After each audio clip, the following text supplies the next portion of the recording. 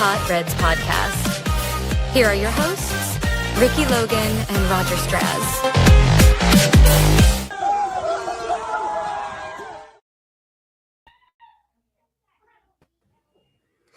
Welcome to Red Hot Reds, a Cincinnati Reds podcast. I'm Roger Straz, and that is Reds on SI writer Ricky Logan. We are a podcast that covers the Reds from the majors all the way down to the Dominican Summer Leagues and everywhere in between with all the affiliates. So we're really appreciative of you guys coming out here and hanging out with us. Ricky, my goodness, what a way to end a series. I mean, at least the Reds played well, to say the least, the first two games, but goodness, Giant series. I got many thoughts, and I'm trying to hold them back. And I'll let you talk at least a little bit this podcast. but yeah, how you been? Doing all right. I guess we can go right into it. Just what a bush league thing to do. Yes.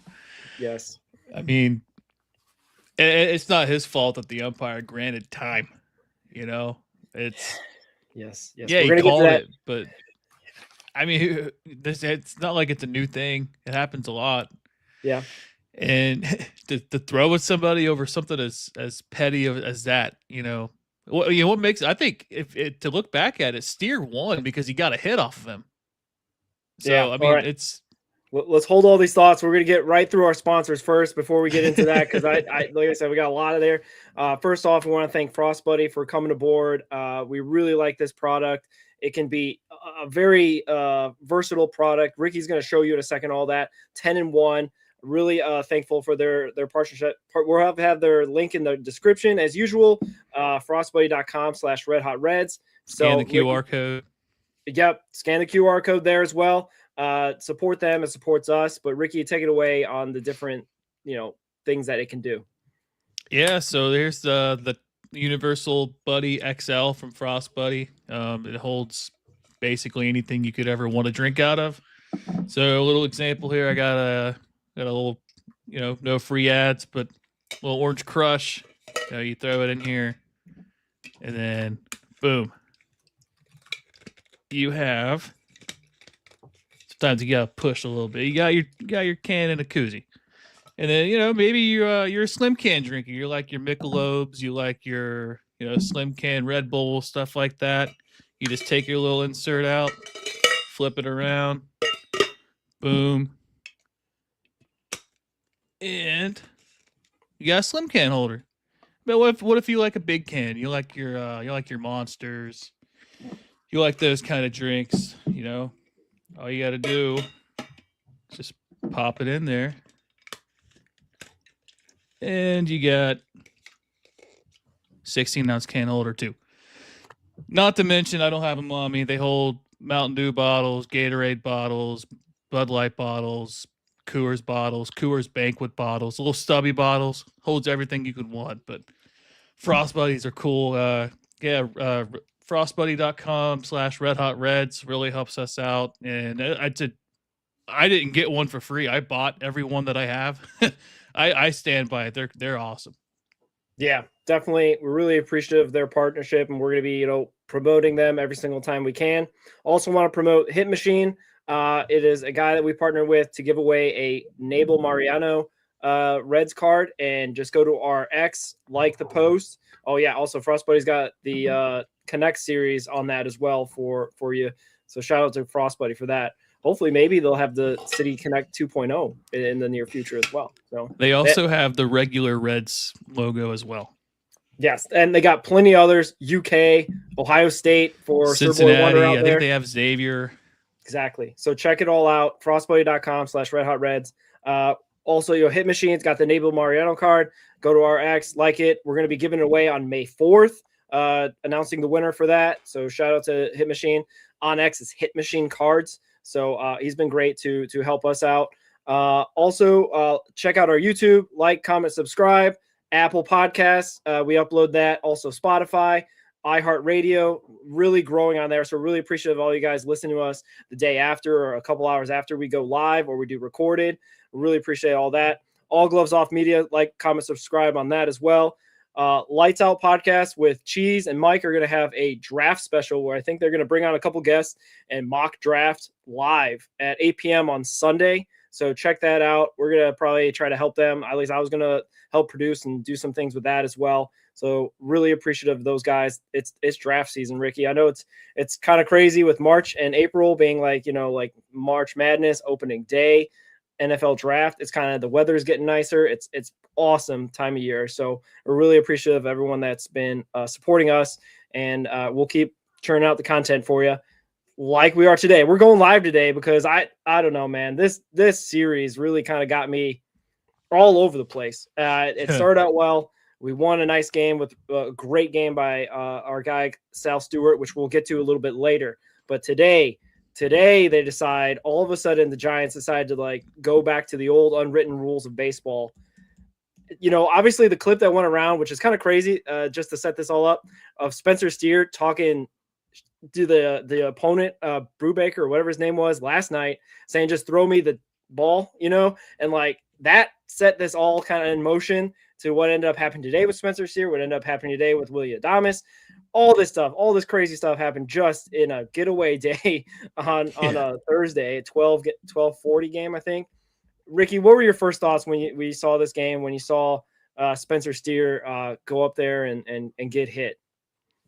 Yeah, it's just Bush League. I mean, it's just it'd be different if he did some crazy extravagant thing to, I don't know, stepped on the pitcher's mound or something like that. But you call time. I mean, I mean, granted, it was late, whatever. But I mean, come on.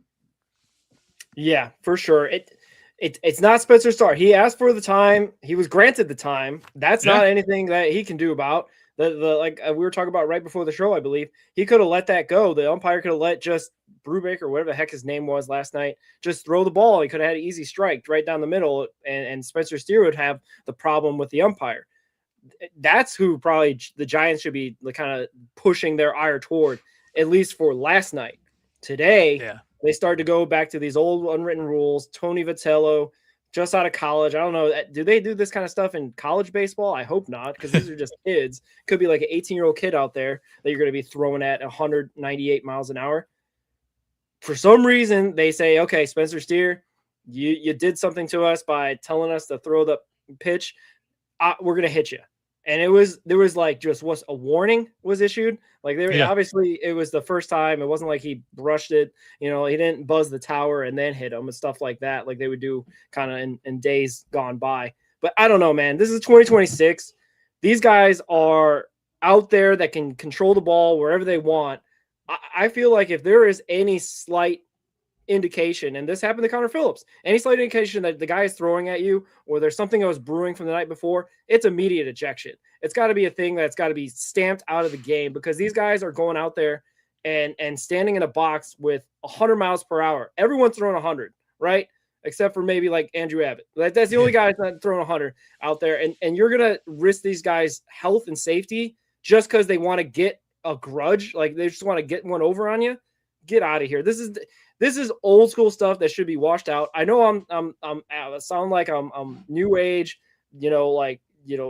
basically trying to get rid of all the past of everything like that. But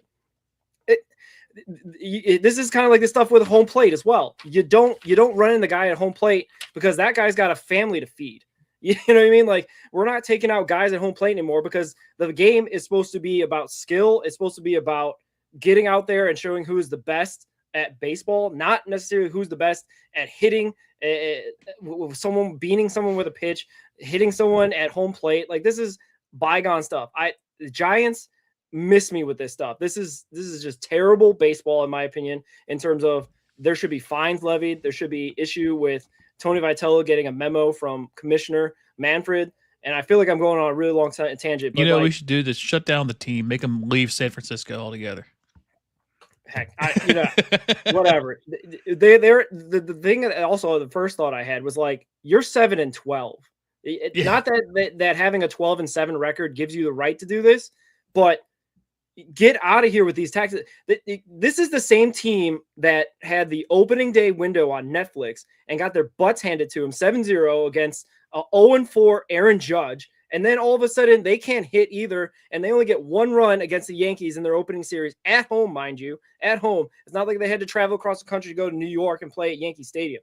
This team is basically just fighting for their lives. This is actually just like a situation where we're just like allowing this team to do that. I don't know. My first thought again was why is the big deal of getting Spencer Steer thrown at? Okay, fine. It's like the old school rules. But then all of a sudden you get to fast forward. We retaliate with Connor Phillips and he gets tossed. And then now all of a sudden we're in a situation where the ninth inning of the game. Okay, fine. You won your first game of the series. And now you're going to talk smack about it, come off the mound, and then just kind of point. What was it? Eric Miller. Yeah. That what's his name? Yeah. It is a clown. Eric Miller is a clown. As Sir Boy Warner's pointed out, he's from Mason. He's just a clown telling him to go sit down. You know what I mean? Like, please miss me all that stuff. Like, you guys get better at baseball and then come back and see if you could talk smack. That was just the main thing. It's just he has a 6 ERA, by the way. Not even. I thought it was it was 5.82 or something like. Just come on. I don't know. It just grinds my gears that all these guys go out there and they're told to, like, you know, go a certain way about playing the game. You're not supposed to, you know, do certain things. Spencer Steer did not go out of his way and do anything of the unwritten rules other than talk smack. Is that the sin that he had? Is that he told the pitcher to hurry to F up and, like, let's go, let's pitch the ball? Is that, I don't know. You tell me, Ricky. Here's the clip.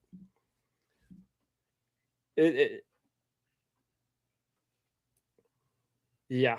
So in that, he said, come on, throw me the effing ball. And that ended up being the thing that sets the Giants off. Get me out of here. Like, get out of here with this. The funny thing is that the Reds posted it, right? And then they deleted it. Did they do it with the captions, or did they just post it? I think they just posted it. Okay, because everyone started posting it with the captions and started saving it because the internet never forgets, and Pepperidge Farm definitely doesn't forget. But, like, this is crazy stuff that I didn't see out of Spencer Gordon Steer. Did you know his middle name was Gordon? I did not. No. So that was something I learned about too. But yeah, I'm here at Mr. John Juan. At the point that they won a series with just 10 runs, definitely credit to Rhett Lauder. Definitely credit. Chase Burns today was great. And then who went on game one? I forget already. It was so far along. Lauder. I thought he was game two because he ended up getting crap. Hang on. But anyway, they had great pitching. The bullpen was great. It was a masterclass in basically, you know, Tito pulling the right, you know, putting the right guys in there at the right time. You know, basically not today though with Brock Burke, but unfortunately that was, you know, neither here nor there. The game, the Reds had no chance today, and that, I guess maybe that's why it grinds my gears the most. Brady Singer. Oh yeah, Brady Singer. Yeah, he had a decent. He got hit in the foot. I remember that game. Yeah, but anyway, it's just great. The game was like already given to you by the Reds. They had one hit from PJ Higgins, a catcher that got called up because. I wanted to mention this because what if it would have came down to him? The hit by pitch is what would have not been a perfect game. You know, like he walked. I think he walked 3, but like had he not had the walks and had the no hitter, I mean, could you imagine if it came down to him hitting Spencer Steer? It's what broke up a perfect game. Yeah, and that'd be a very Reds way of going about it, is getting hit by a pitch to break up the no hitter.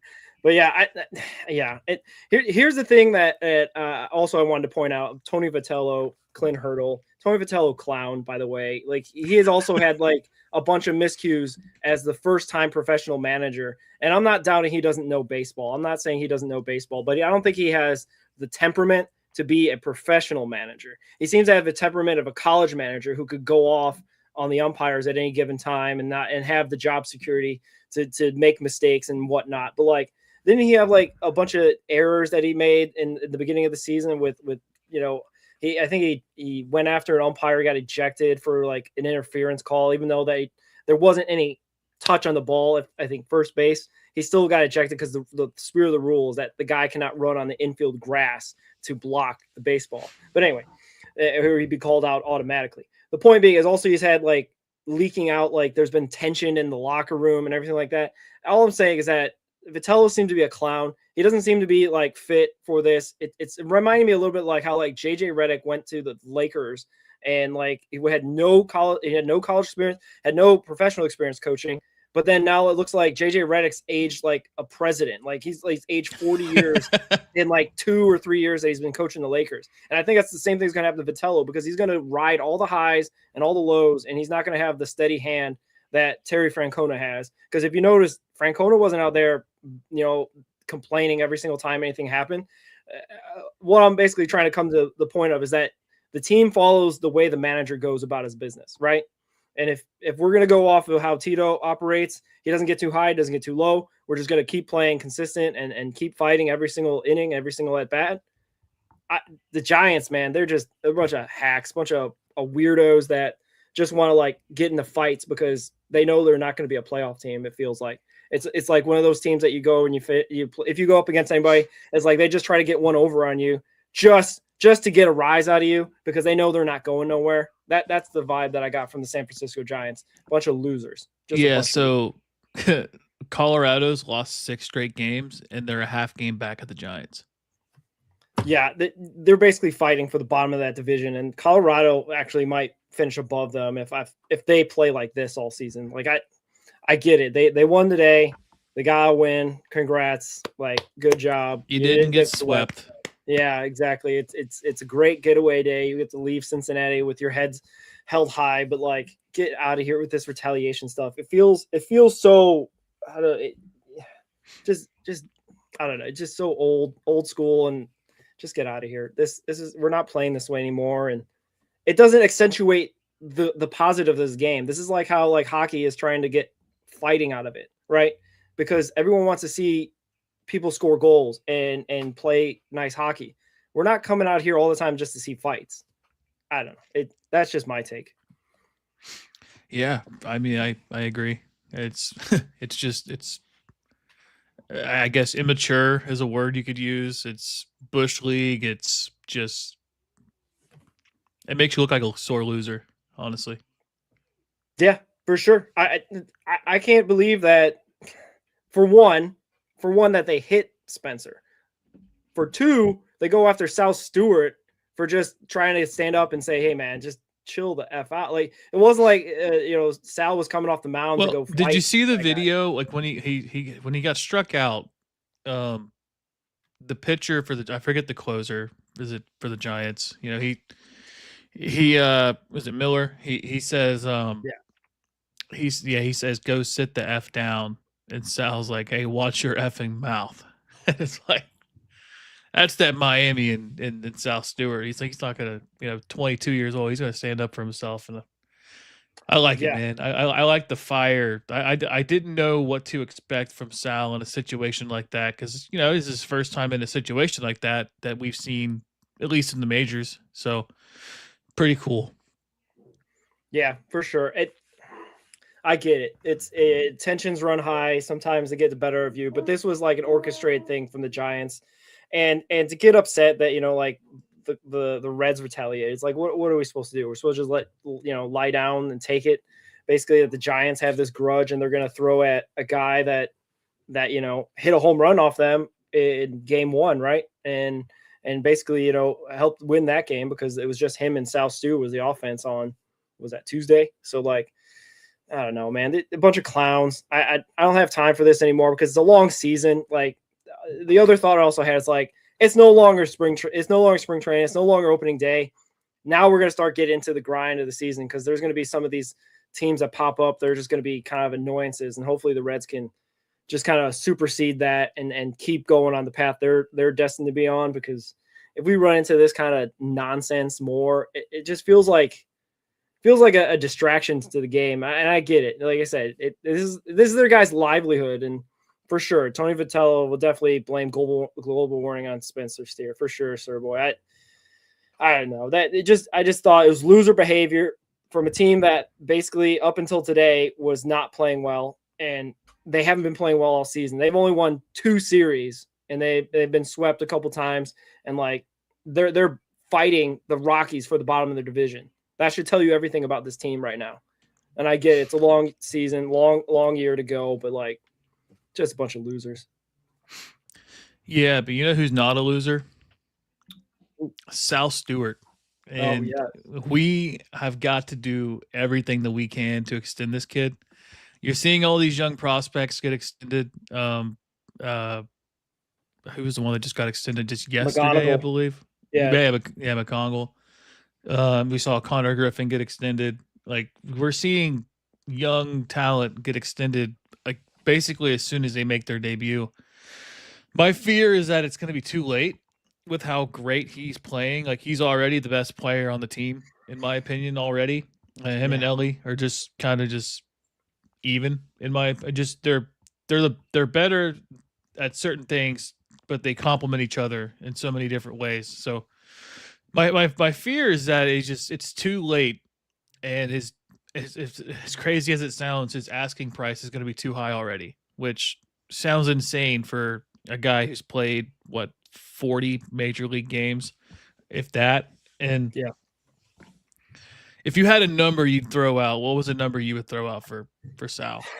Well, like the framework of McGonagall and Connor Griffin, hopefully, is something that what Stewart is going to be in line for, or I don't know if we should have looked this up before the going live, like his agency. We definitely know it's not. He should not be named. It's not that agency, luckily. It's not the But devil. 140 to 200 is like in that range is what I'm thinking. 175 sounds really good to me, where it's like 10 years. But I don't know. It's a good question in terms of, are they willing to go that price?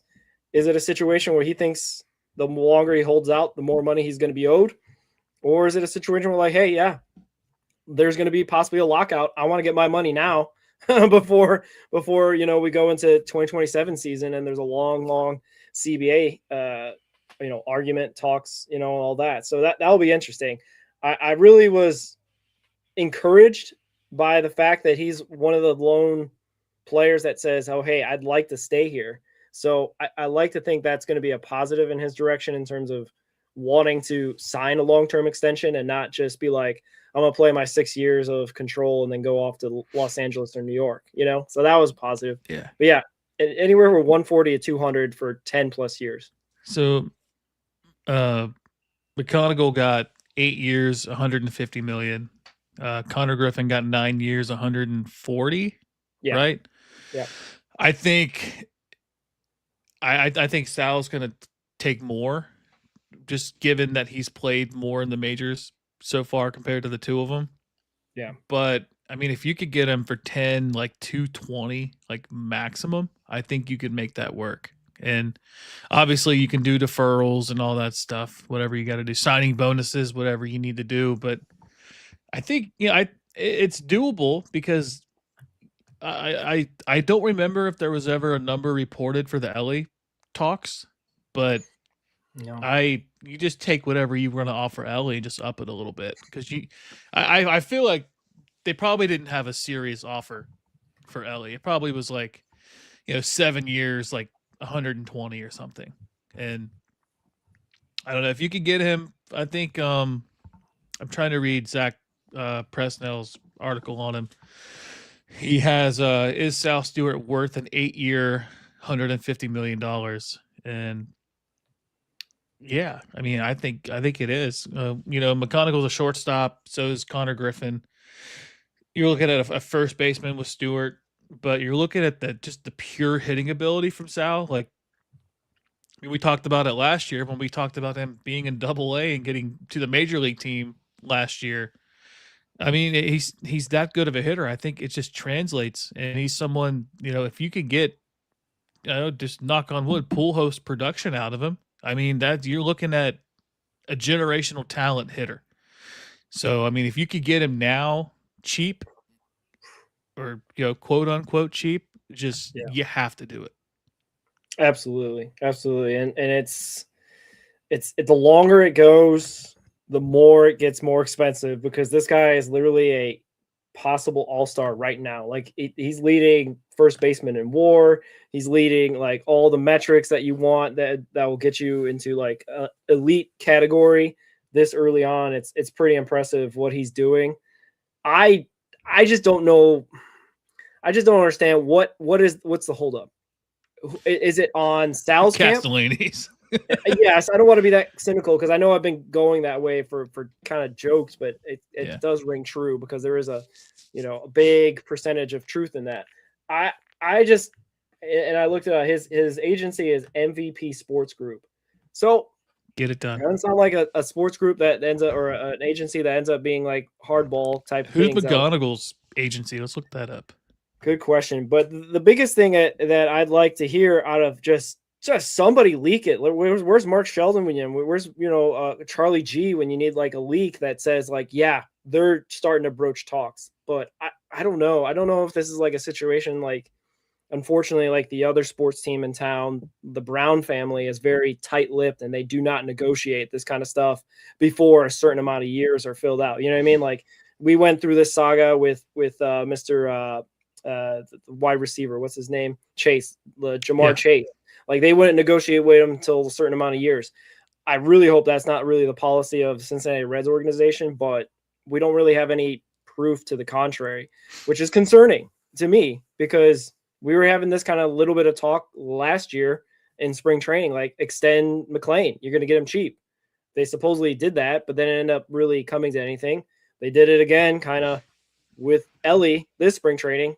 Nothing, anything obviously wouldn't have come to it if you know who his agent is and know if you know what basically Elly's worth is going to be in any right now or in a couple of years' time. This has to be done definitely before the All-Star break. That's it. If it's the All-Star break, Ricky, and we're talking about this, he's not signing. Yeah, and not for a little bit at least. So McGonagall's agency is Vayner Sports. His agent is Eric Eisen, if that means anything to you. I've seen some things floated around that the Reds are like, I don't know if they've actively discussed it, but they are heavily interested in signing him. Which, I mean, I think you kind of have to say that because if you're not interested in signing him, then you're looking to trade him, I feel like. So, I don't know. I just feel like you said, if it's not by the All-Star break, kiss it goodbye, just let him ride out his 6 years and then see what happens after that. Because, if he becomes what we think he can become, you're looking at, a 10-year, $500 or $600 million contract, and he might get 2 of those with how young he is. Yeah. And that not going to be in Cincinnati, unfortunately, but yeah, it's got to be, I don't know. This is where the having an inside track and having an insider to like get some sort of indication of what the Reds are thinking would be very helpful at this time. Cause I feel like we're all just kind of like feeling it out in the dark because, the 10-year 225, that sounds very close to what like Votto got, right? Like, so it's in that ballpark. And I'm not saying he's going to be the next Votto, but he could be the next best thing to a Joey Votto in Cincinnati, obviously having the similarities of being a great hitter, a great eye for the strike zone, and also being a first baseman. Seems to have lots of Joey Votto-esque vibes to it. But at the same time, it's like, we don't know. Like we'd like to hear something. I don't know if, I guess, what would you rather have? Would you rather have the scenario that we're in now where we don't know anything, or hear a comment down in a couple of weeks that say, no, there's no talks going on? Man, that's tough because if you don't hear anything, you feel like nothing's ever going to happen. But then you could also get that surprise notification from the Reds, social media team. And it's like, we have extended Sal Stewart. And then we all go rejoice in the streets. It'd be like winning the World Series. Yeah, I mean, what's going to suck is if history repeats itself and we do extend him and you do nothing else around the team and you effectively just have Joey Votto 2.0 and you waste his career, which would be a shame because I don't know. I do kind of want to give some credit. They did sign Brandon Phillips. They probably overpaid when they did extend him because they extended him later in his career, not when they could have. And they extended Homer Bailey. Like they extended the wrong pitcher, in my opinion. They probably, I think Cueto should have got the extension and not Homer Bailey. But I mean, like there was a stretch where the Reds made some moves and they just didn't know how to move on from those moves. And we're seeing like they kind of have the ability to do that now. I just hope that we don't sign him and then waste him. That's probably my biggest fear with all of this, just because we don't have the budget apparently to make an extension like this last or long term. And I just want to see, obviously you want to lock up a young star, and Sal could be all-star MVP level. I mean, you've seen the way he's carried the team over the last few games. I mean, he's just that good. I just don't want to see another situation where they effectively say, "Oh yeah, we signed him, but just because we signed him, we can't go and do anything else." Yeah, that's definitely the narrative on the Joey Votto contract, right? And then unfortunately, Homer Bailey getting extended around that same time put that big albatross on this organization. And the thing is, though, they already have their pitcher extension in of Hunter Green. And even if Hunter Green, like we talked about a bunch of times, plays half a season for the rest of that contract, that's still cheaper than what you would get on the open market for a Hunter Green type of pitcher. So like they got the pitcher extension already. Maybe a Chase Burns one is in line first before Sal Stewart, because he might be cheaper because he's been in the majors longer, but pitching, I don't know, is not as sustainable as consistent hitting sometimes. So like maybe they can get him on a cheaper deal first. Maybe that's what it is. Maybe there's just a shoe to fall of like negotiation of who they're going to go to first kind of thing. But still, all this being all the same of all the things that have happened in the past with the Reds, this seems like a surefire you should do this type of thing, right? Like this doesn't seem like, oh, now all of a sudden Sal Stewart in year 2, 3, and 4 is going to regress and become just a below average hitter that can't find the strike zone and can't play a consistent first base. Like this seems like a surefire thing, much like how the Pirates invested in what they think is their surefire shortstop. Like the shortstop in Detroit and McGonigal is a surefire guy. Like this seems like a no-brainer. If it's just a matter of negotiating the money, fine. But this has to be done sooner than later, because I feel like we just said before, the longer it goes, the higher the price goes up. And then basically if he starts accumulating like all-stars, accumulating Rookie of the Year awards, that just raises the price that much more. And it becomes a situation where like he's not going to be available to be in the price range of what the Reds can afford, which is sad because he literally, like you said, has played 40 games in his career. And we're talking about a guy who was lighting the world on fire and now can't be afforded by the Reds. Like what? Yeah. What gives me hope is Gordon Whitmire put out an article 2 weeks ago talking about the extension and everything. I guess he talked to Sal pregame, and I Stewart's comments really give me hope. He said, "I know I have value, and I understand that, but I also understand the value of being comfortable and wanting to lead a franchise. Cincinnati's been great to me. I'm definitely open to it." Yeah, very positive. So it's not very often you see a player of that caliber go, "Yeah, I want to stay in Cincinnati." And I just feel like you have to try it. You can't sit on your hands on this one. You can't let a player like him go, especially if he's willing to stay here. Yeah, for sure. It's got to be done soon. And I know that sounds like very in the moment, like reactionary, like all that. But like at the same time, the pitch from like the Reds to the agency for Sal Stewart should be like, hey, we don't know if there's baseball next year. Don't you want to sign some guaranteed money right now? Like, yeah, I mean, not a little bit manipulative, but like, it's true though. I mean, you're saying like, hey, we believe in you so much, we're going to buy out your arbitration years, and we're going to give you more than what we think you would get in arbitration. And that's what they did with Hunter Green. I think they probably screwed Hunter Green, because Hunter's looking at probably $25 million a year, even with the injuries, just given his talent. Just you're seeing pitchers make 15 that are like in their late 30s that haven't pitched that much either. Right. And then the other side of it is that if there is a somewhat salary cap, somewhat, like limitation on what the like top guys can earn, you'd be like, hey, Sal, earn this money now. You might be grandfathered in, so you don't have to worry about the fact that your wages might be half that if we go under this harder cap that may or may not be implemented after this new CBA. You know what I mean? I don't know. It's kind of a thing that I'd like to have been like a fly on the wall to see if that kind of conversation is happening now in the offices of our president of baseball operations and GM. But I don't know. Hopefully there'll be some leaks coming out. Charlie G, Gordon Whitmire, I guess, get on that. Mark Sheldon, get on that. You know what I mean? Yeah. But it doesn't, if it doesn't come down to like just money, like if it's something else, like there's some sort of like, they're not sure if they want to extend Sal, then this organization needs to do some hard looking at themselves, because that it's plain as day that this guy can play baseball, and he's got. And people were questioning you, Ricky, about Salbert Stuholz putting all those posts out. Are they questioning you now? I don't know. I mean, we know a guy that wanted to send him down to start the season. That clip's so funny now.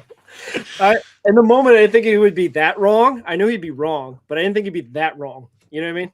Like, you think slow start rookie, you can kind of understand the thought process, but yeah, he's doing the exact opposite. He's the best player on the team. That's kind of crazy, and that's it. Again, it's not going to last. It's not going to be the whole. I mean, he could, but it's realistically, you're probably going to see McClain bounce back. You're going to see Friedel get going. Friedel's not going to be the best hitter on the team, but if Elly could keep doing what he's doing, we could make some noise. So. Yeah. It's just you gotta have, and then Tito having the confidence to play him and cleanup from opening day, just from the jump. You're saying, hey, you're our best hitter. We're putting you here. He's doing what he's supposed to do. He's driving in runs. He's hitting the ball out of the ballpark, and he's not playing the launch angle game. I heard that on the broadcast. The ball he hit on his first home run was like out of the zone by like 4 inches. Mm-hmm. And he just took it. He didn't try to lift it. He just hit the ball. And it's funny. He went to the dugout and he hugged Chris Valaika. It's like maybe we're wrong on Chris Valaika. If it's working for Sal Stewart, maybe it can work for everybody else. Yeah. I think maybe Fred there's put some out credence to it. Yeah, I think Fred put out there on the after the Sal Stew 2-homer game yesterday that how come Chris Valaika isn't getting any praise for having such a offensive outburst.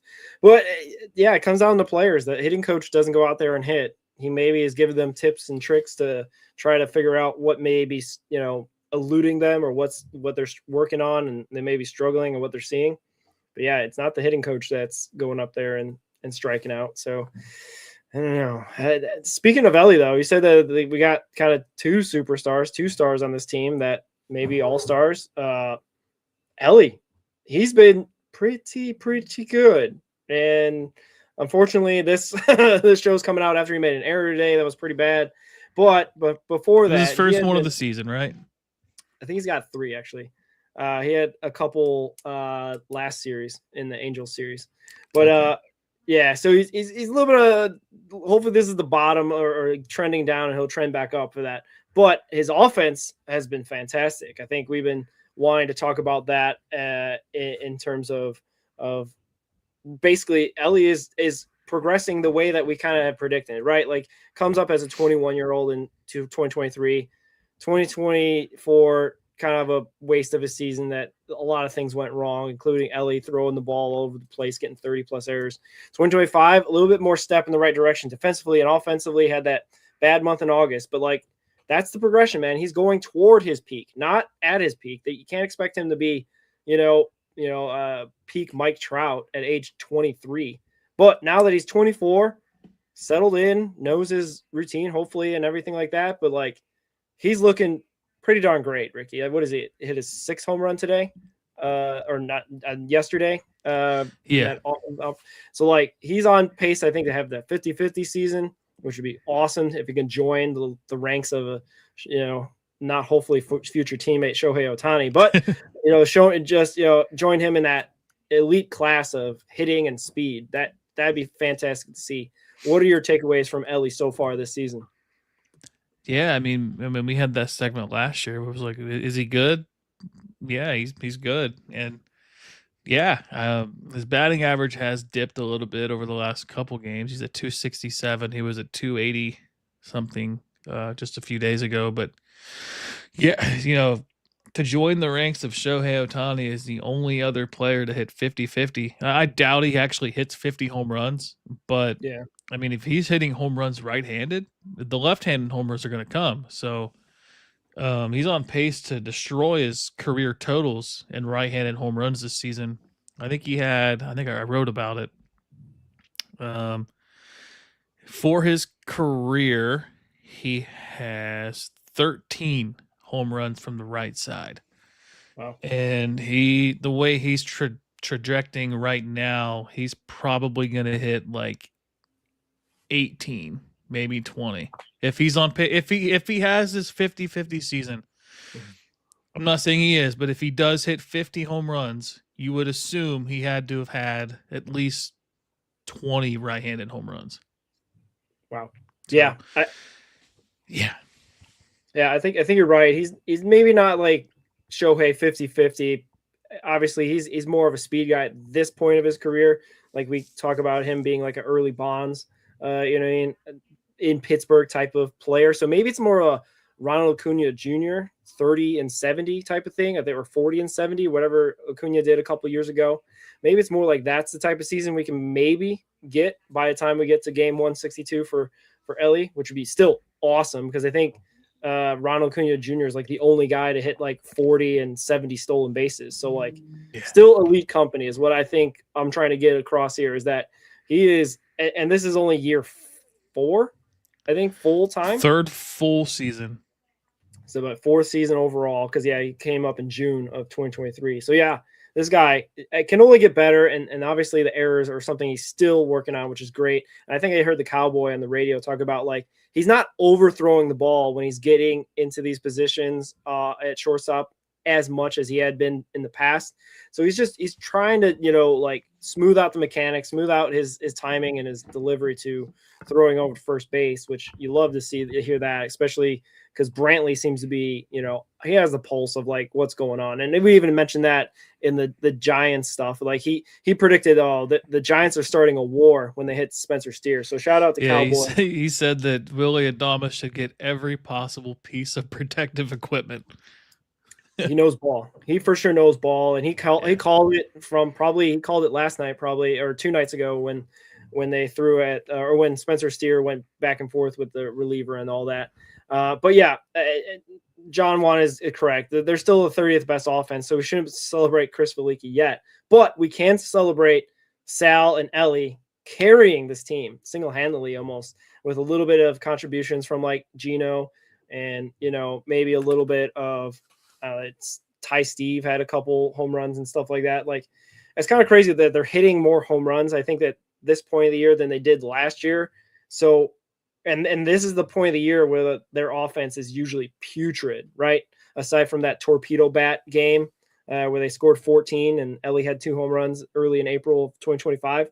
This is where their offense really kind of, and they start to warm up in May and June. So if this is how they're going to hit now, at least these 2 guys, and hopefully, like you said, McLean gets online, and same thing with TJ and, Dane Myers thrown in there. Hopefully he can, produce a little bit more for us. And Reese Hines, I don't think he's got a hit yet, unfortunately, but they're playing him at least every day. So hopefully he gets a rhythm and crushes it out in Minnesota.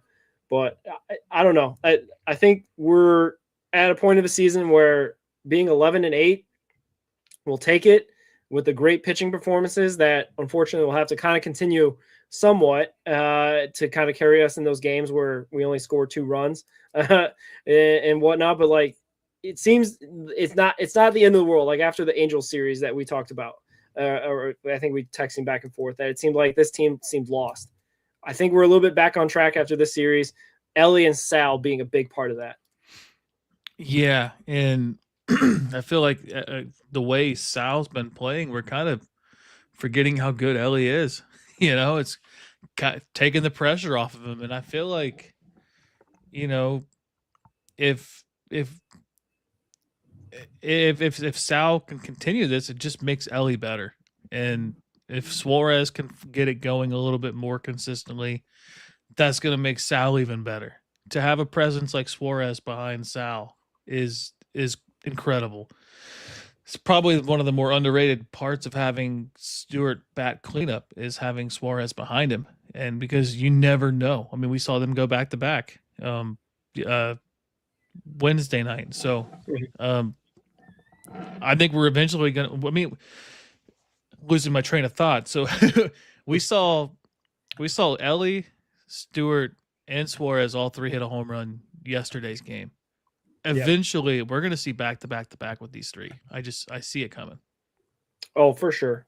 Yeah. And that was kind of the you talked about earlier in the show, that the confidence that Tito had in Stewart batting fourth. I thought it was kind of like rookie, less than 20 games under his belt going into opening day.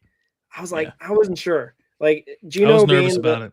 Yeah, Gino being the experienced guy, being a guy that they're starting their games in Great American, a place that he loves to hit. I was like, that's the guy you hit it fourth, right? Like, I understand Gino's going to strike out a lot and everything, but there's got to be a protection element to Elly hitting fourth, right? Or having Elly hit third and whoever hits fourth to protect him. But honestly, they made the right call, because like it is kind of crazy, but you're right.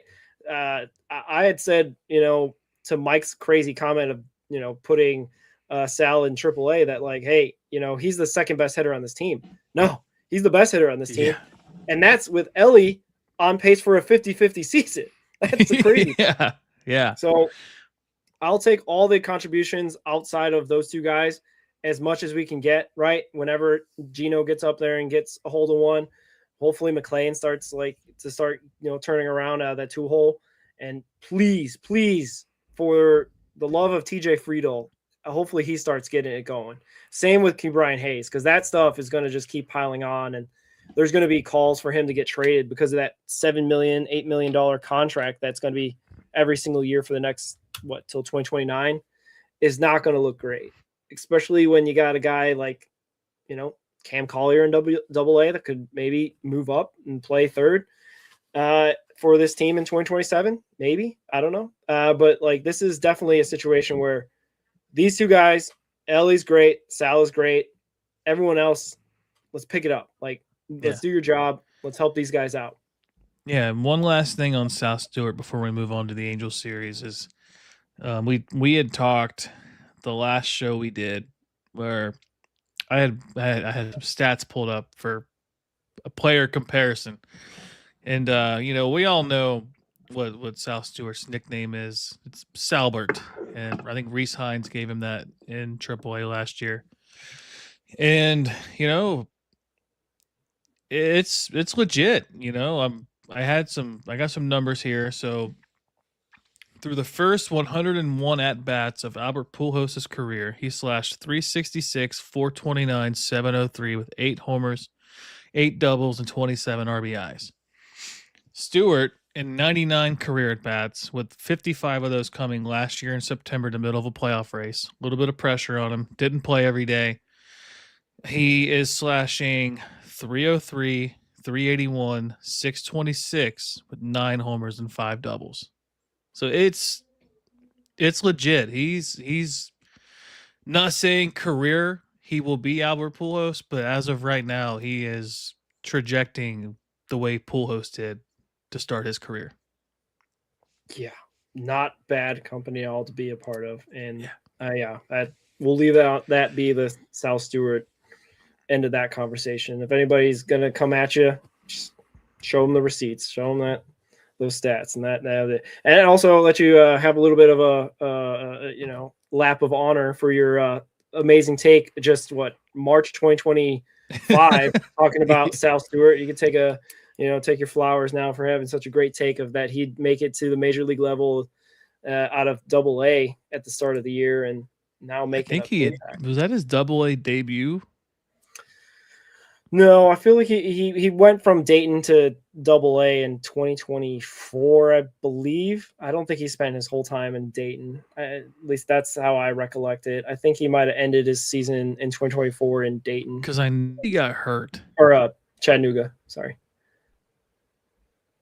Let's see if I But can yeah. find it. Because I knew he got hurt at like the All-Star break, and he didn't play the rest of the year. Yeah, that maybe that was it, that situation.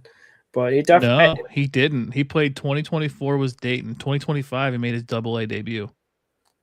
So I was talking about essentially a high A player going to the major leagues in the same season, which, you know, I would have been okay with being wrong, but I mean, I'm glad I'm right because we're seeing the fruits of the labor of him being the best hitter on this team. Like, it's crazy.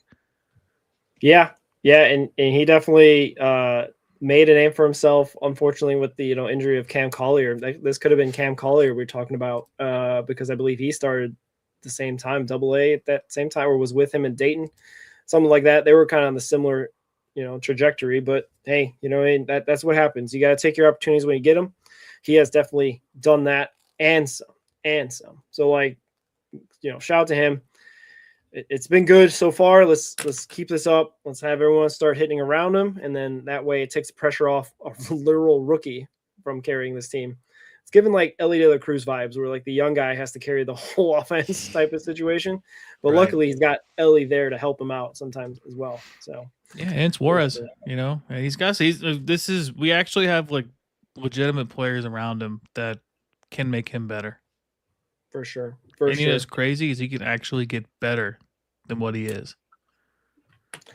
Yeah, that's the scary part for sure. That is scary. So, but yeah, for sure. Extend Sal Stewart. We've updated our profile that we're team extend Sal Stewart, and we're just going to keep riding that out until it actually happens. So fingers crossed on that one. But yeah, moving on, the Angels recap. We'll hopefully not take too much time because this series was frustrating on many different levels, pitching wise, hitting wise.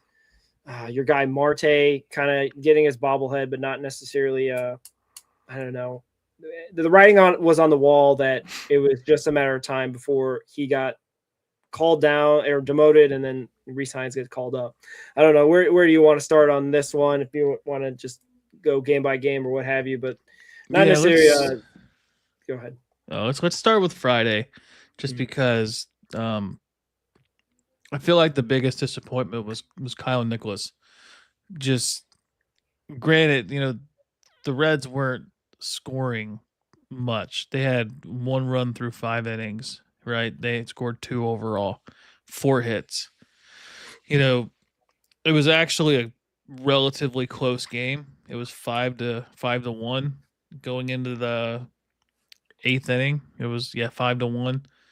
And then they blow up for 5 runs in the 8th, and then just put the game away. As you said on Twitter, Jose Franco would never, and it's kind of a shame. I understand why they sent him down. You acquired the pitcher Nicholas for a prospect with the intentions of shoring up your bullpen, and I tend to believe that Franco is going to be a really decent starter, and he performed admirably in the bullpen. He did everything you could ask him to do. But I think, I know like Carrick always says it. He sees his future in the bullpen. Never pitching so many innings. I think it's like he's never gone more than 4 innings.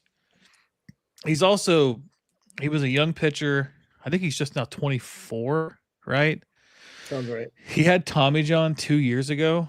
So like I can understand why last year they wouldn't have had him go a lot of innings. So I feel like this is the year they're really wanting to stretch him out.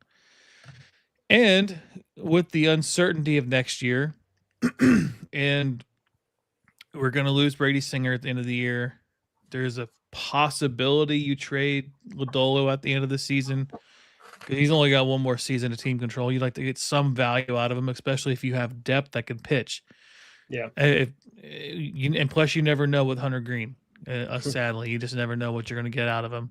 So, hypothetically speaking, you have a rotation of Louder, Burns, Williamson, and then you could have Franco and Abbott as your five. Like that's still a pretty decent five, and that's not including Chase Petty or who am I missing?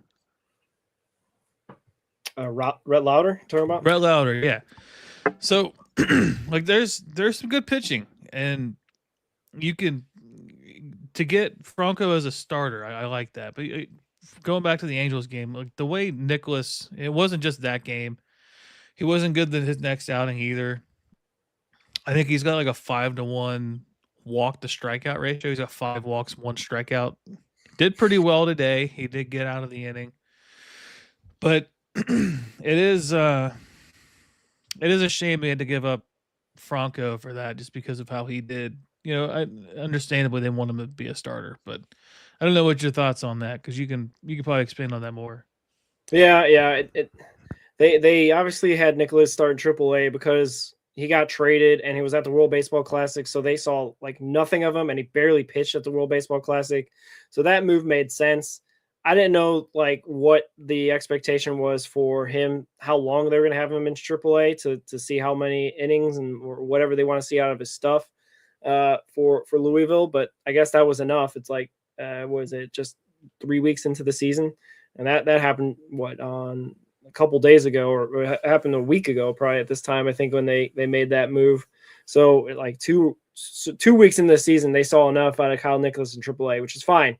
Jose Franco is going to be here a lot longer, I feel, but you're right. They are trying him as a starter. He actually started today for Louisville, but he only lasted 3 innings and got 6 runs against and didn't give up any home runs, which I think that's kind of a big thing for especially a guy who's going to be trying to be stretched out as a starter, but has been known to just be in reliever duty. I don't know.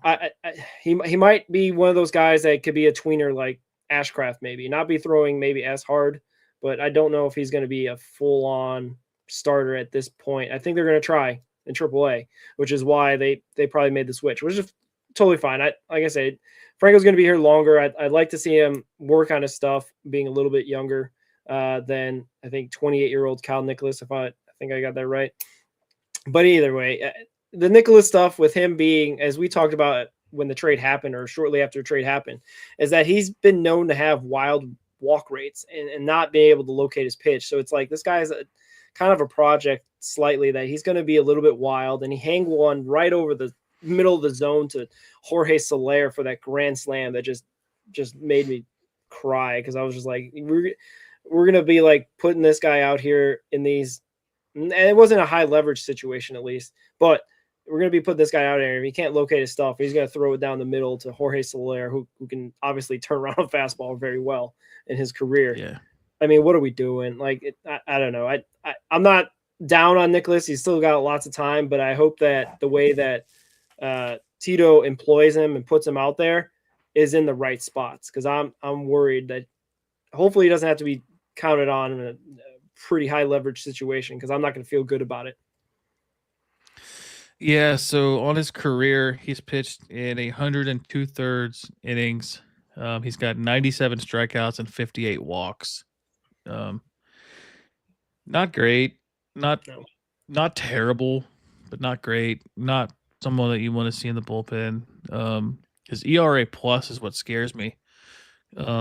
ERA plus is kind of like the pitching equivalent of OPS plus. His first season, I guess I should say his first full season, in 2024, he pitched in 54 innings, 54 and 2/3 innings. He had an ERA plus of 105. Last year, he pitched in 31 games, which was 38 innings.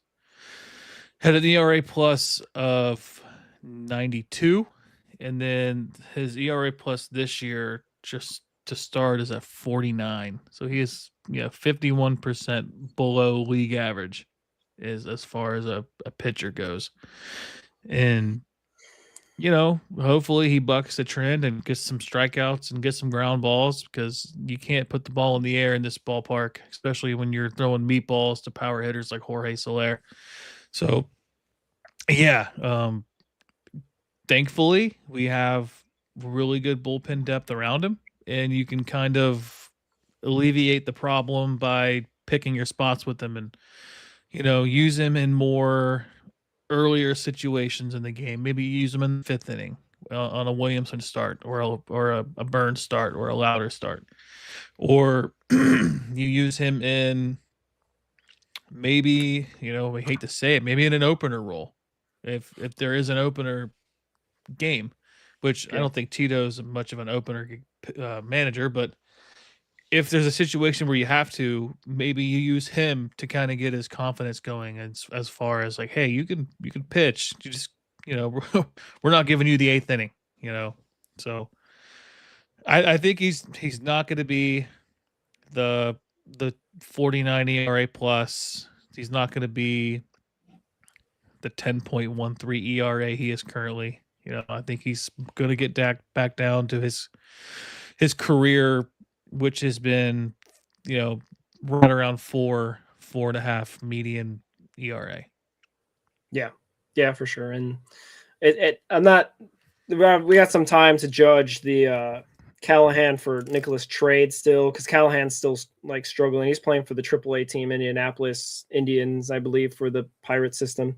So the jury's still out on that. Hopefully Callahan can get it back together, because I think he's hitting like 196 on the season so far. So we'll see. Yeah, not great. Both of them not performing great, which we'll see exactly what both their careers kind of look out to be. But yeah, moving on to the Saturday game where they won. They got I forgot about this part, that Nathaniel Lowe's brother plays for the Angels. So they had like this brotherly rivalry, and so Lowe got the start for this second game, which was great. And so did Williamson on the bump. But this was also, I think, the first game. No, I think maybe that was the Sunday game.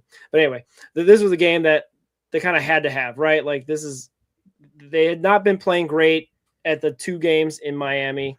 They had a stinker on Friday night on Apple Plus, of all, national TV games. That's the game they decided to just fold it in. And then this game, the bobblehead game for Noel Marte, and, a second game of the series, they kind of had to have. And they came out and they did it right off the bat, which is great. Instant offense. I think they got 4 in the first inning, which really helps bolster, confidence of Williamson, who's going out there, not having his best stuff, but pitched well enough to get them through and get this victory. But he only lasted 4 innings in that game, but neither here nor there. Ate up some innings. The bullpen came in, did the job, and finished it off. What were your thoughts on this game? Yeah, it was cool. Elly went 3 for 4 with a walk, and Sal was 1 for 3, 2 walks. And we saw the home run. I think the home run from Elly that night on Saturday. Yeah. Right-handed, nonetheless. Well, actually, that was the Friday game. That was their only run. The Friday game? Okay, yeah, he didn't. Steer got the home run in the Saturday game. That's right, because I remember Tim Daniel wrote about him slumping, and he's like, picked a good day to write that one.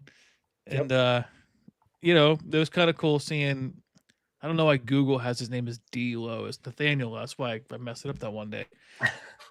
Nathaniel Lowe, it was funny going back to the Friday game when they had PJ Higgins pitch, and and Nathaniel Lowe watched his brother get struck out by PJ Higgins, and you just saw him cracking up laughing. It's like, that was a cool moment. I think it was it National Siblings Day on Friday, so it was kind of a cool moment for that too. And but yeah, going back to Saturday, they debuted the new City Connect uniforms, so that was cool. Also, the red, was it rooted in red is their slogan for that. Yep. But yeah, Brandon Williamson wasn't great, like you said. He had 6 walks, 3 strikeouts. Connor Phillips had 2 walks.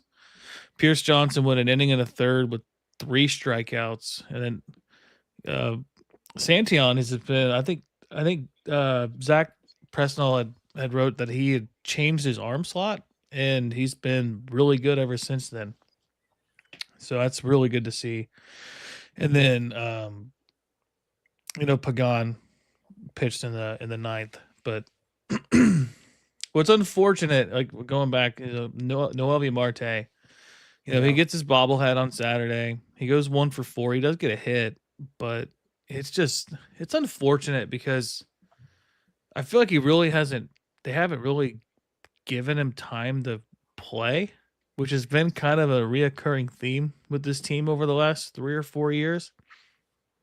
Yeah. I think I was happy to see the way they brought up Hines. And I think people are going to overreact to the 0-for-6 since he's gotten called up. People are going to overreact to that. I mean, you're there's a lot to it. You're not just facing better talent as a human being. You're moving cities, you're moving around. You're not just going to your job every day. You're going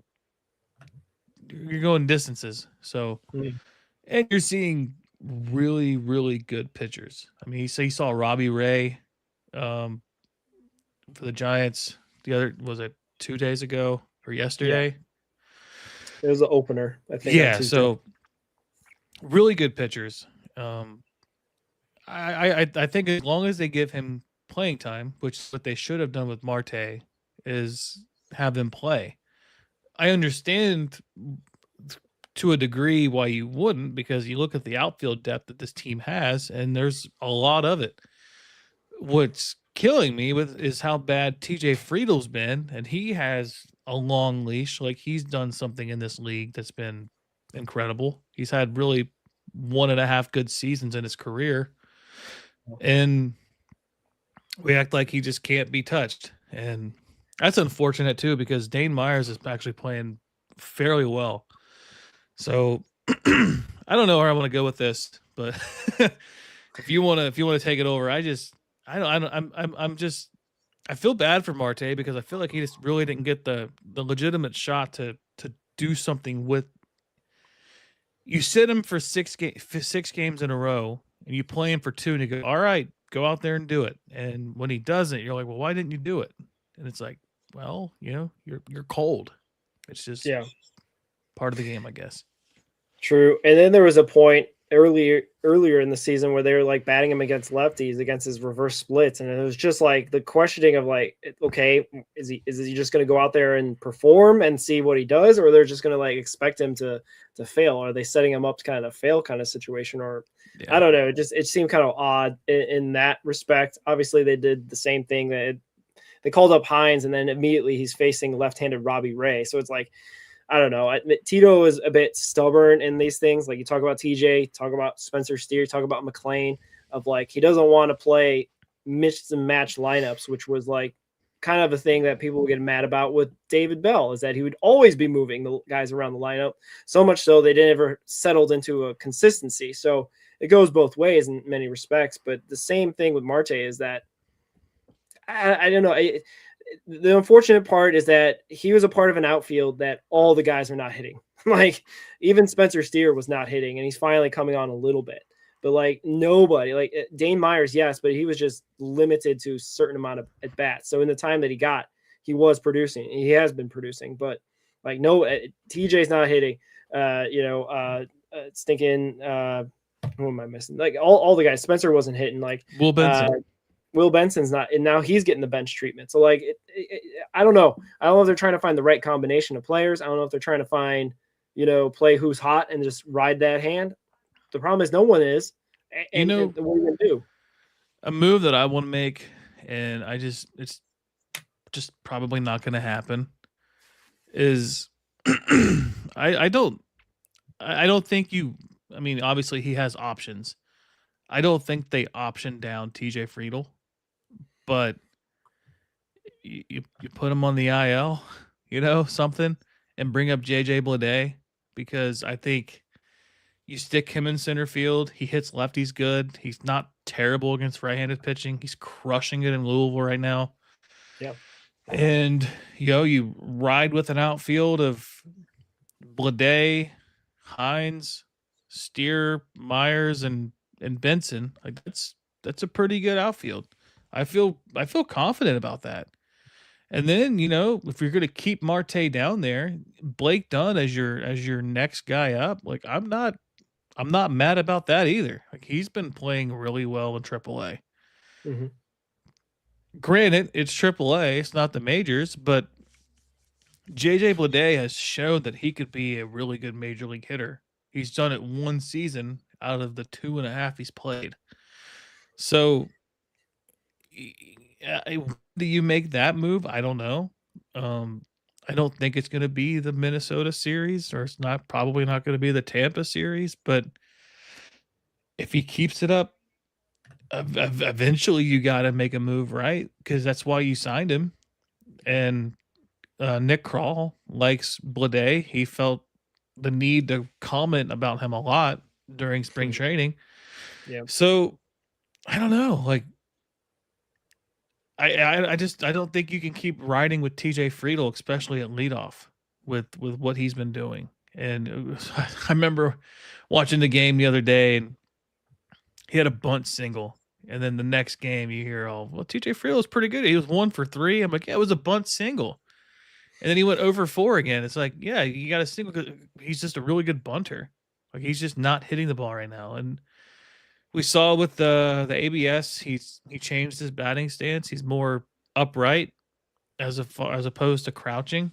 And you're seeing when he gets in 2 strike counts, he crouches more again, and he's making contact. It's like, why not just go back to the stance that got you here? I don't know.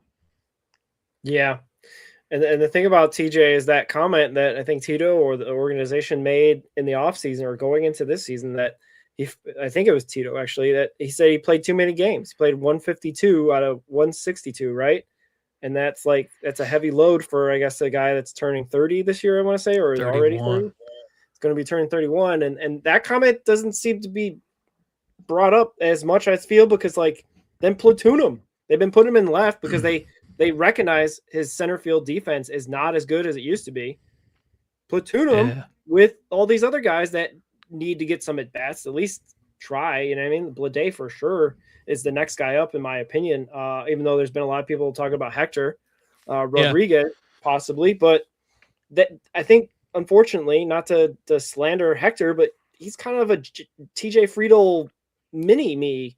In terms of his outfield is not as outfield defense is not as great to where you think it would be, and he's a contact left-handed hitter that has some pop, has some things, but can he do it at the major league level consistently? Is my thing with I think Hector now. He's doing great at AAA, and I hope he keeps going because I'd love to see him make his debut this year for sure. But if he's just another TJ Friedl, we already got that at the major league level.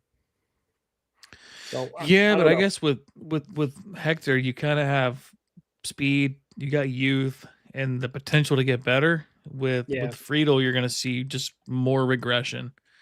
I have Friedel's Savant page pulled up from Statcast, and it's just he's walking, he's doing that very well. That's what you want out of a leadoff guy, but you also want to see a leadoff guy get some stringing together some singles.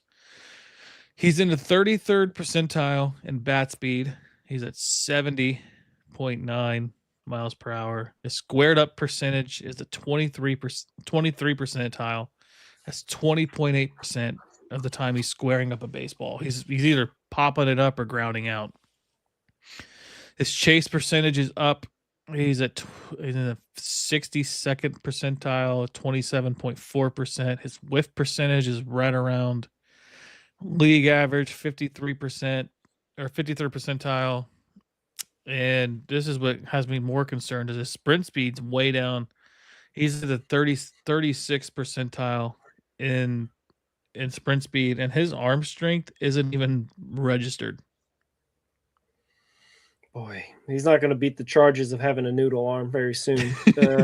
But anyway, the big thing about Friedl is that he's getting this rope because Tito's pretty stubborn. I feel that's I think the long and the short of it is that there's going to have to be an injury or something that he's been taking some weird routes to the ball out there in the outfield, and maybe he takes one bad route and pulls something, and who knows? Maybe he needs to retool and fix his stuff, whatever's going on. in Yeah. AAA. But like, I don't know. It's we can do that. We probably do hours on Marte, and unfortunately, we don't have to do any more hours on CES. He got traded, so but We didn't even talk about that. Gosh, yeah. I mean, we could, and Our buddy got Cash some- Considerations is going to get called up one day, and we can't wait. We are going to go live for his major league debut. Yeah, Cash Considerations might turn into a concert sometime later this year at the Red Stadium. So we'll see how that turns out for Bob. But we go on and on about this. I don't know if we have any punctuation, but I think TJ Friedel for sure. Just we got to platoon him or do something. There's got to be some sort of change. Him hitting at like 150 right now or something like that is going to kill us because it's just an automatic out at the top of the lineup. So like, I don't know, man. It hurts me because he's a great player, great person, and he'll do anything for this ball club. Yeah, I'm a huge fan of TJ Friedel. I want to make that known. I have no ill will towards TJ Friedel. Like he was one of my favorite players over the last few years. Just he plays the game the right way. You know, he's drops the bunt down when you need it the most and gets on base when you need it. It's just unfortunate seeing a player, you know, hit 30, 31 years old and just kind of their body betrays them, I guess. I don't know. It's just like I was talking to Reds Daily 4, Greg Kuffner, and then we were talking about Marte being sent down, and you know, I was like, you know, this is the perfect year to have him sit there all year with all the outfield depth that we have. And, you know, this is the perfect year to figure out somebody else besides TJ Friedel because of all the outfield depth that we have. Like if you take away Friedel and Marte, you still have 5 outfielders. You know, you got Benson, Hines, Steer, Myers, and Bleday.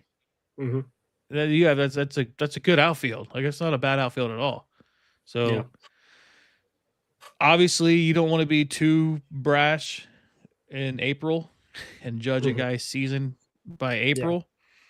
But if this continues into May and the middle of May and he's still batting leadoff, hopefully Tito learns from the Matt McLean experiment last year where you hit him in the 2-hole for too long and you kind of, you know, ruin the lineup for a little bit. Hopefully you don't run this guy out here batting under 200 with an OPS of 449.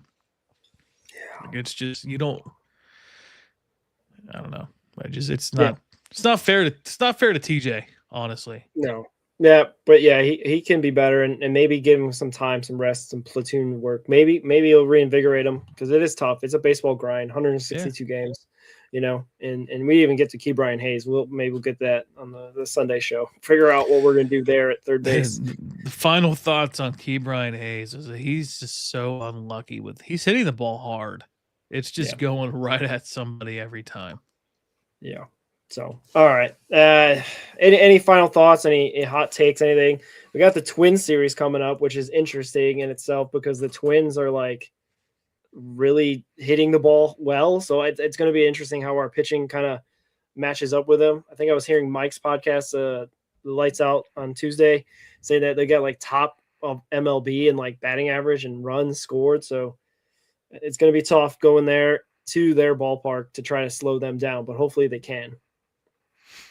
Yeah. The last time the Reds were in Minnesota, Elly De La Cruz hit his first career grand slam. So that's something. Trying to see the starters are going to be Brandon Williamson against Joe Ryan. Mm-hmm. Ryan, his last 3 appearances has a 5.06 ERA. He's allowed 14 hits. Brandon Williamson, his last 3 outings, he's got a 5.28 ERA, 12 hits allowed, 10 strikeouts, 5 walks. So I'd like to see more of the Miami Williamson and not the first start of the season or whatever it may be. I mean, Minnesota's got a pretty decent team. Like you said, they hit the ball very well, but I like, this would be our first real real road trip out. You're going out west a little bit more, Midwest. So I'd like to see how we respond going into a different time zone for the first time. Texas was technically a different time zone. Yeah, They're central. I guess. Yeah, you're right. Yeah. But they were 5-2 in that road trip, even though they stunk it up the last 2 games of the Miami Marlins series. So I got good feelings that they travel away from home decently because they're a pretty sound ball club. Aside from a couple errors by Elly lately, they've been pretty good at pitching. So like that usually travels. You know what I mean? Sometimes the hitting doesn't. Hopefully, maybe being out there in now they got a outdoor stadium out there in Minnesota. Maybe they'll hopefully open them up and get some more production from some of the guys that have been struggling. That's my hope with this series, and then yeah, we'll go from there. And yeah, this is going to be starting to get into the grind where we're going to be going up against some decent opponents. Like, I mean, even like Tampa Bay has had a little bit rough going, but they're going to be at their home place at the Trop in the next series. And then we come back home to Detroit, who's been struggling, but not to be underestimated, any of these ball clubs for sure. Yeah, I'm looking at the weather forecast in Minneapolis. 75% chance of rain tomorrow, with a low of 28 on Saturday, the high of 43, and then on Sunday a low of 32 and a high of 48. Woof. That's a little bit different than down here in Cincinnati. It was 79 degrees today. Yeah. So yeah, they're that doesn't bode well for the offense, but maybe they'll slow down the Minnesota offense for us. So we'll hopefully get that going for us, and maybe we'll have some pitching duels with our guy, Abbott, hopefully bouncing back from a rough start against the Angels. But yeah, any hot takes or anything? Any writing you got coming out for Reds on SI? Nothing scheduled at the moment. I had a Jackie Robinson piece I put out yesterday. I thought it was just something that just dawned on me. I didn't even put it together that it was Jackie Robinson Ballpark in Daytona, but it's cool kind of learning about the history of that stadium. Yeah. For those that don't know, that was the stadium that Jackie played his first ever integrated baseball game. It was a minor league exhibition versus the Dodgers. He went 0 for 2, but he did have a stolen base and he scored a run. So that was cool. Obviously, he goes on to be a Hall of Famer and whatever it may be, and just an absolute pioneer in the history of baseball. But yeah, that's nothing on the docket for as of now. I'll see what comes up, any kind of minor league stuff that happens, or if somebody can't get to any main news right away, I'll jump on it. But yeah, nothing really out there. I did love reading about what you wrote about the Louisville and their offensive explosion. Was that Tuesday night, scoring 18 runs, 7 home runs? I just love eating that stuff. Did you see the distance on that? They hit over half a mile of home runs. Yeah, that's so crazy. Hey, I'd love to see that. More of that, please. More of that, please, for sure. But yeah, if you got anything else, Ricky, I've got some takes, but I think maybe I'll save for the Sunday show because where's Joey Votto? Where's Sunday Night Baseball? Yeah, where's Sunday Night Baseball? I mean, I just saw Jason Benetti and Bob Costas finally they got on the broadcast last Sunday, but like Bob Costas, yeah. So there's a throwback, but yeah, and anyway, we'll save that for Sunday because I think I've had enough talking about random takes that I've had in the last 48 hours. But yeah, Ricky, I really appreciate you jumping on because I know we've had some scheduling issues and whatnot. So it's good to go back live for once, and hopefully we'll keep this train going and hopefully we'll get you guys out there. Yeah, check us out on Sundays. We're going to do that hopefully live on 8 p.m. We'll see about this one because I got the draft special with Mike and Cheese. Minor League Mondays, our minor league guys have been doing pretty well. We got some decent performances today and this week, so we'll highlight that on Mondays. But yeah, if you don't have anything else, Ricky, go Reds. Go Reds.